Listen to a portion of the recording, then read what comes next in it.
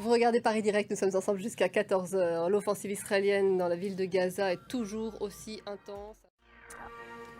Face à l'intensité de l'offensive terrestre israélienne dans la ville de Gaza, de nombreuses familles sont à nouveau sur les routes. Selon les témoignages, tirs d'artillerie, de drones et frappes aériennes sont incessants. C'est la liberté d'expression qui est questionnée depuis plusieurs jours aux États-Unis après la suspension de l'humoriste vedette de la chaîne ABC, Jimmy Kimmel. Les démocrates ainsi que les animateurs des grandes chaînes se mobilisent afin de faire face à la Maison-Blanche car le premier amendement est un socle pour tous les Américains. Il ne devrait pas être remis en cause. Malik Mittar pour France 2. Pour la première fois, d'anciens militaires ont été condamnés en Colombie. Ils ont été reconnus coupables d'avoir tué des civils et de les avoir présentés comme des guérilleros morts au combat, des faits qui se sont déroulés entre 2002 et 2005.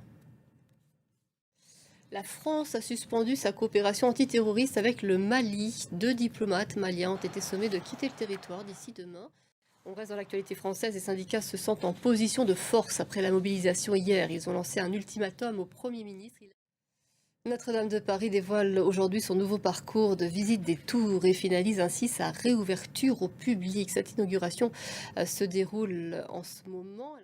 En Chine, la sortie du film 731 est très attendue et risque d'animer les débats. Les images sont choquantes, elles montrent l'horreur des crimes commis par l'armée japonaise en Chine pendant l'occupation de 1931 à 1945. C'est un reportage de nos correspondants. C'était l'essentiel de l'actualité. Vous regardez Paris Direct, nous sommes ensemble jusqu'à 14 heures.